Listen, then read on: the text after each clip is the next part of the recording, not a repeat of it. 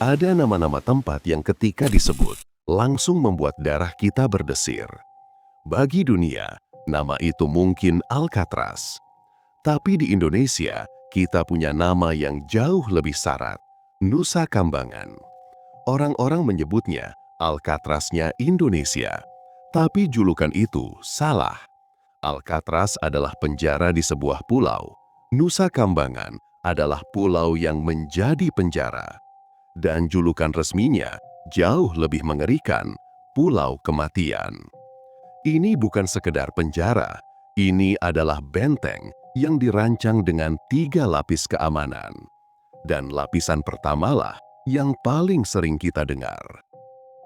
Penjara ini adalah rumah bagi narapidana kelas kakap, bukan sekedar pencuri, tapi koleksi monster manusia, teroris, gembong narkoba internasional, dan pembunuh berantai. Penjagaannya super maximum security. Pasukan bersenjata lengkap berpatroli 24 jam, menara pengawas mengamati setiap sudut, kawat berduri berlapis-lapis mengelilingi dinding yang mustahil dipanjat. Dan ada sel isolasi khusus dirancang untuk mematahkan mental narapidana paling berisiko tinggi. Tapi di era modern, tembok saja tidak cukup. Pada tahun 2017, terjadi upaya penyelundupan 1,2 juta pil ekstasi. Respons pemerintah, total. Seluruh pulau ini dijadikan blank spot. Tidak ada sinyal telepon, tidak ada akses internet. Pulau ini diputus dari peradaban modern, menjadi sebuah black hole informasi. Hanya telepon umum yang diawasi ketat bagi mereka yang dianggap berkelakuan baik. Tembok baja, senjata lengkap, isolasi digital. Kedengarannya mustahil untuk kabur, bukan? Tapi, jika hanya itu masalahnya, mungkin akan lebih banyak yang mencoba. Karena para tahanan tahu, jika mereka berhasil melewati lapis pertama, mereka harus menghadapi lapis kedua, penjaga yang jauh lebih tua dan jauh lebih mematikan. Lapis kedua, benteng alam. Pulau ini terpencil. Untuk kabur, narapidana harus menyeberangi laut selatan yang ganas atau masuk ke dalam hutan. Dan hutan di Nusa Kambangan tidak ramah pada manusia. Warga setempat dan para penjaga percaya hutan ini adalah penjara yang sesungguhnya. Hutan ini dihuni oleh penjaga yang tidak pernah tidur, macan hitam, dan ular-ular berbisa paling mematikan di tanah Jawa. Naskah kuno menyebut pulau ini wingit atau angker. Ada kepercayaan bahwa siapapun yang nekat masuk ke hutan ini tidak akan pernah pulang selamanya. Bagi mereka yang mencoba kabur, kematian di ujung peluru penjaga mungkin adalah akhir yang lebih mudah. Tapi di dalam benteng ini, ada satu nama yang ditakuti melebihi sel isolasi. Ditakuti melebihi macan hitam di dalam hutan.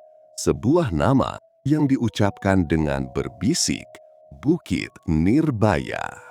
Ini adalah tempat di mana perjalanan berakhir.